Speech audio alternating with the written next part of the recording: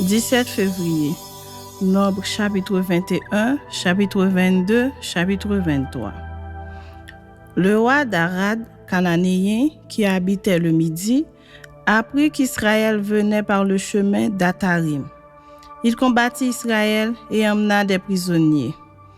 Alors Israël fit un vœu à l'Éternel et dit, « Si tu livres ce peuple entre mes mains, je dévouerai ces villes par interdit. » L'Éternel entendit la voix d'Israël et livra les Cananéens. On les dévora par interdit, eux et leurs villes, et l'on nomma ce lieu Horma. Ils partirent de la montagne de Hor par le chemin de la mer Rouge pour contourner le pays d'Édom. Le peuple s'impatienta en route et parla contre Dieu et contre Moïse. « Pourquoi nous avez-vous fait monter hors d'Égypte pour que nous mourions dans le désert? Car il n'y a point de pain et il n'y a point d'eau, et notre âme est dégoûtée de cette misérable nourriture. » Alors l'Éternel envoya contre le peuple des serpents brûlants. Ils mordirent le peuple et il mourut beaucoup de gens en Israël. Le peuple vint à Moïse et dit, « Nous avons péché, car nous avons parlé contre l'Éternel et contre toi. » Prie l'Éternel afin qu'il éloigne de nous ces serpents. Moïse pria pour le peuple. L'Éternel dit à Moïse, « Fais-toi un serpent brûlant et place-le sur une perche. Quiconque aura été mordu et le regardera, conservera la vie. » Moïse fit un serpent d'airain et le plaça sur une perche. Et quiconque avait été mordu par un serpent et regardait le serpent d'airain, conservait la vie. Les enfants d'Israël partirent et ils campèrent à Oboth. Ils partirent d'Oboth et ils campèrent à Ijé-Abarim, dans le désert qui est vis-à-vis de Moab, vers le soleil levant. De là, ils partirent et ils campèrent dans la vallée de Zéred. De là, ils partirent et ils campèrent de l'autre côté de l'Arnon, qui coule dans le désert en sortant du territoire des Amoréens, car l'Arnon est la frontière de Moab, entre Moab et les Amoréens. C'est pourquoi il est dit dans le livre des guerres de l'Éternel, « Vahed en Supha et les torrents de l'Arnon, et le cours des torrents qui s'étend du côté d'Ar et touche à la frontière de Moab. » De là, il allait à Bir, c'est ce Bir où l'Éternel dit à Moïse, « Rassemble le peuple et je leur donnerai de l'eau. » Alors Israël chanta ce cantique, « Monte, puis chantez-en son honneur. » Puis que des princes ont causé, que les grands du peuple ont causé, avec le sceptre, avec leurs bâtons. Du désert, ils allèrent à Matana, de Matana à Nahaliel, de Nahaliel à Bamoth, de Bamoth à la vallée qui est dans le territoire de Moab, au sommet du Pisga, en regard du désert. Israël envoya des messagers à Sion, roi des Amoréens, pour lui dire, « Laisse-moi passer par ton pays. Nous n'entrerons ni dans les champs, ni dans les vignes, et nous ne boirons pas l'eau des puits. Nous suivrons la route royale jusqu'à ce que nous ayons franchi ton territoire. » Si on n'accorda point à Israël le passage sur son territoire, il rassembla tout son peuple et sortit à la rencontre d'Israël dans le désert. Il vint à Jahat et combattit Israël. Israël le frappa du tranchant de l'épée et s'empara de son pays depuis l'Arnon jusqu'au Jabok, jusqu'à la frontière des enfants d'Ammon, car la frontière des enfants d'Ammon était fortifiée. Israël prit toutes les villes et s'établit dans toutes les villes des Amoréens, à Hesbon et dans toutes les villes de son ressort. Car Hesbon était la ville de Sion, roi des Amoréens, il avait fait la guerre au précédent roi de Moab et lui avait enlevé tout son pays jusqu'à l'Arnon. C'est pourquoi les poètes disent, « Venez à Hesbon, que la ville de Sion soit rebâtie et fortifiée. Car il est sorti un feu de Hesbon, une flamme de la ville de Sion. Elle a dévoré Ar Moab, les habitants des hauteurs de l'Arnon. Malheur à toi, Moab, tu es perdu. Peuple de Kémosh, il a fait de ses fils des fuyards, et il a livré ses filles captives à Sion, roi des Amoréens. Nous avons lancé sur eux nos traits, de Hesbon à Dibon, tout est détruit. Nous avons étendu nos ravages jusqu'à nos fâches, jusqu'à Médéba. Israël s'établit dans le pays des Amoréens. Moïse envoya reconnaître Jaézer, et ils prirent les villes de son ressort et chassèrent les Amoréens qui y étaient. Ils changèrent ensuite de direction et montèrent par le chemin de Bazan. Og, roi de Bazan, sortit à leur rencontre avec tout son peuple pour les combattre à Édréhi. L'Éternel dit à Moïse, « Ne le crains point, car je le livre entre tes mains, lui et tout son peuple et son pays. Tu le traiteras comme tu as traité Sion, roi des Amoréens qui habitait à Hesbon. » Et ils le bâtirent, lui et ses fils et tout son peuple, sans en laisser échapper un seul, et ils s'emparèrent de son pays. Chapitre 22.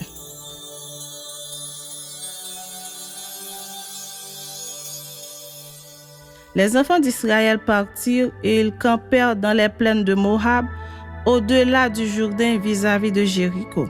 Balak, fils de Sippor, vit tout ce qu'Israël avait fait aux Amoréens, et Moab fut très effrayé en face d'un peuple aussi nombreux. Il fut saisi de terreur en face des enfants d'Israël. Moab dit aux anciens de Madian, « Cette multitude va dévorer tout ce qui nous entoure.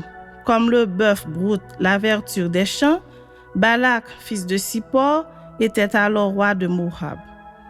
Il envoya des messagers auprès de Balaham, fils de Béor, à Pétor sur le fleuve, dans le pays des fils de son peuple, afin de l'appeler et de lui dire, « Voici, un peuple est sorti d'Égypte.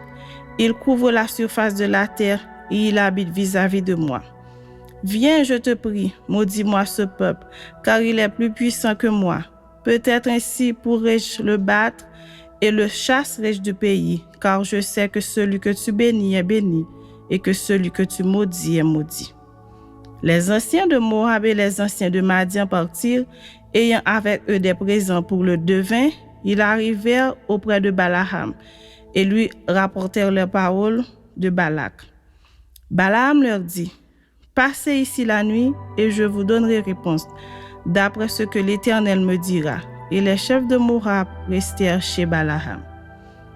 Dieu vint à Balaham et dit, « Qui sont ces hommes que tu as chez toi? » Balaam répondit à Dieu, « Balak, fils de Sippor, roi de Moab, les a envoyés pour me dire, « Voici, un peuple est sorti d'Égypte, et il couvre la surface de la terre. Viens donc, maudis-le, peut-être ainsi pourrai-je le combattre et le chasserai-je. » Dieu dit à Balaham, « Tu n'iras point avec eux, tu ne maudiras point ce peuple, car il est béni. » Balaham se leva le matin, et il dit au chef de Balak, « Allez dans votre pays, car l'Éternel refuse de me laisser aller avec vous. » Et les princes de Moab se levèrent, retournèrent auprès de Balak et dirent, « Balaam a refusé de venir avec nous. » Balak envoie de nouveau des chefs en plus grand nombre et plus considérés que les précédents. Ils arrivèrent auprès de Balaham et lui dirent, « Ainsi parle Balak, fils de Sippor, que l'on ne t'empêche donc pas de venir vers moi, car je te rendrai beaucoup d'honneur et je ferai tout ce que tu me diras. Viens, je te prie, maudis-moi ce peuple. » Balaham répondit et dit aux serviteurs de Balak, « Quand Balak me donnerait sa maison pleine d'argent et d'or, je ne pourrais faire aucune chose, ni petite ni grande, contre l'ordre de l'Éternel, mon Dieu. Maintenant, je vous prie, restez ici cette nuit, et je saurai ce que l'Éternel me dira encore. » Dieu vint à Balaham pendant la nuit et lui dit, « Puisque ces hommes sont venus pour t'appeler, lève-toi, va avec eux, mais tu feras ce que je te dirai. » Balaham se leva le matin, sella son ânesse et partit avec les chefs de Moab. La colère de Dieu s'enflamma parce qu'il était parti, et l'ange de l'Éternel se plaça sur le chemin pour lui résister. Balaham était monté sur son ânesse et ses 2 serviteurs étaient avec lui. L'ânesse vit l'ange de l'Éternel qui se tenait sur le chemin, son épée nue dans la main, elle se détourna du chemin et alla dans les champs. Balaam frappa l'ânesse pour la ramener dans le chemin. L'ange de l'Éternel se plaça dans un sentier entre les vignes. Il y avait un mur de chaque côté. L'ânesse vit l'ange de l'Éternel. Elle se serra contre le mur et pressa le pied de Balaam contre le mur. Balaam la frappa de nouveau. L'ange de l'Éternel passa plus loin et se plaça dans un lieu où il n'y avait point d'espace pour se détourner à droite ou à gauche. L'ânesse vit l'ange de l'Éternel et elle s'abattit sur Balaam. La colère de Balaam s'enflamma et il frappa l'ânesse avec un bâton. L'Éternel ouvrit la bouche de l'ânesse et elle dit à Balaam, « Que t'ai-je fait pour que tu m'aies frappé déjà 3 fois? » Balaam répondit à l'ânesse, « C'est parce que tu t'es moqué de moi. Si j'avais une épée dans la main, je te tuerais à l'instant. » L'ânesse dit à Balaam, « Ne suis-je pas ton ânesse que tu as de tout temps monté jusqu'à ce jour? Ai-je l'habitude de te faire ainsi? » Et il répondit, « Non. » L'Éternel ouvrit les yeux de Balaam, et Balaam vit l'ange de l'Éternel qui se tenait sur le chemin, son épée nue dans la main, et il s'inclina et se prosterna sur son visage. L'ange de l'Éternel lui dit, « Pourquoi as-tu frappé ton ânesse déjà 3 fois? Voici, je suis sorti pour te résister, car c'est un chemin de perdition qui est devant toi. L'ânesse m'a vu et elle s'est détournée devant moi déjà 3 fois. Si elle ne fût pas détournée de moi, je t'aurais même tué et je lui aurais laissé la vie. » Balaam dit à l'ange de l'Éternel, « J'ai péché, car je ne savais pas que tu te fusses placé au-devant de moi sur le chemin. Et maintenant, si tu me désapprouves, je m'en retournerai. » L'ange de l'Éternel dit à Balaam, « Va avec ces hommes, mais tu ne feras que répéter les paroles que je te dirai. » Et Balaam alla avec les chefs de Balak. Balak apprit que Balaam arrivait et il sortit à sa rencontre jusqu'à la ville de Moab, qui est sur la limite de l'Arnon, à l'extrême frontière. Balak dit à Balaam, « N'ai-je pas envoyé auprès de toi pour t'appeler? Pourquoi n'es-tu pas venu vers moi? Ne puis-je donc pas te traiter avec honneur? » Balaam dit à Balak, « Voici, je suis venu vers toi. Maintenant, me sera-t-il permis de dire quoi que ce soit? Je dirai les paroles que Dieu mettra dans ma bouche. » Balaam alla avec Balak et ils arrivèrent à Kirjat Hutsot. Balak sacrifia des bœufs et des brebis et il en envoya à Balaam et aux chefs qui étaient avec lui. Le matin, Balak prit Balaam et le fit monter à Bamoth Bahal, d'où Balaam vit une partie du peuple. Chapitre 23.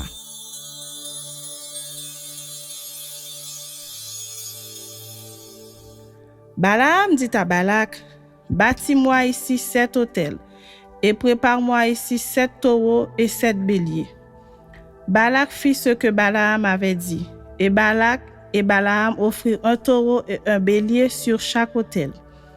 Balaam dit à Balak, « Tiens-toi près de ton holocauste, et je m'éloignerai. Peut-être que l'Éternel viendra à ma rencontre, et je te dirai ce qu'il me révélera. » Et il alla sur un lieu élevé. Dieu vint au-devant de Balaam, et Balaam lui dit, « J'ai dressé 7 autels, et j'ai offert un taureau et un bélier sur chaque autel. » L'Éternel mit des paroles dans la bouche de Balaam et dit, « Retourne vers Balak, et tu parleras ainsi. » Il retourna vers lui, et voici, Balak se tenait près de son holocauste, lui et tous les chefs de Moab. Balaam prononça son oracle et dit, « Balak m'a fait descendre d'Aram, le roi de Moab m'a fait descendre des montagnes de l'Orient. Viens, maudis-moi Jacob, viens, sois irrité contre Israël. Comment maudirai-je celui que Dieu n'a point maudit? Comment serais-je irrité quand l'Éternel n'est point irrité? Je le vois du sommet des rochers, je le contemple du haut des collines. C'est un peuple qui a sa demeure à part et qui ne fait point partie des nations. Qui peut compter la poussière de Jacob et dire le nombre du quart d'Israël? Que je meure de la mort des justes et que ma fin soit semblable à la leur. » Balak dit à Balaam, « Que m'as-tu fait? Je te prie pour maudire mon ennemi, et voici tu le bénis. » Il répondit et dit, « N'aurais-je pas soin de dire ce que l'Éternel met dans ma bouche? » Balak lui dit, « Viens donc avec moi dans un autre lieu, d'où tu le verras. Tu n'en verras qu'une partie, tu n'en verras pas la totalité. Et de là, maudis-le-moi. » Il le mena au champ de Sophie, sur le sommet du Pisga. Il bâtit 7 autels et offrit un taureau et un bélier sur chaque autel. Balaam dit à Balak, « Tiens-toi ici, près de ton holocauste, et j'irai à la rencontre de Dieu. » L'Éternel vint au-devant de Balaam, il mit des paroles dans sa bouche et dit, « Retourne vers Balak, et tu parleras ainsi. » Il retourna vers lui, et voici, Balak se tenait près de son holocauste avec les chefs de Moab. Balak lui dit, « Qu'est-ce que l'Éternel a dit? » Balaam prononça son oracle et dit, « Lève-toi, Balak, écoute. Prête-moi l'oreille, fils de Sippor. Dieu n'est point un homme pour mentir, ni fils d'un homme pour se repentir. Ce qu'il a dit, ne le fera-t-il pas? Ce qu'il a déclaré, ne l'exécutera-t-il pas? Voici, j'ai reçu l'ordre de bénir. Il a béni, je ne le révoquerai point. Il n'aperçoit point d'iniquité en Jacob, il ne voit point d'injustice en Israël. L'Éternel, son Dieu, est avec lui, il est son roi, l'objet de son allégresse. Dieu les a fait sortir d'Égypte, il est pour eux comme la vigueur du buffle. L'enchantement ne peut rien contre Jacob, ni la divination contre Israël. Au temps marqué, il sera dit à Jacob et à Israël quelle est l'œuvre de Dieu. C'est un peuple qui se lève comme une lionne et qui se dresse comme un lion. Il ne se couche point jusqu'à ce qu'il ait dévoré la proie et qu'il ait bu le sang des blessés. Balak dit à Balaam, ne le maudis pas, mais du moins ne le bénis pas. Balaam répondit et dit à Balak, ne t'ai-je pas parlé ainsi? Je ferai tout ce que l'Éternel dira. Balak dit à Balaam, viens donc, je te mènerai dans un autre lieu. Peut-être que Dieu trouvera-t-il bon que de là tu me maudisses ce peuple. Balak mena Balaam sur le sommet du Péor, en regard du désert. Balaam dit à Balak, bâtis-moi ici 7 autels et prépare-moi ici 7 taureaux et 7 béliers. Balak fit ce que Balaam avait dit et il offrit un taureau et un bélier sur chaque autel.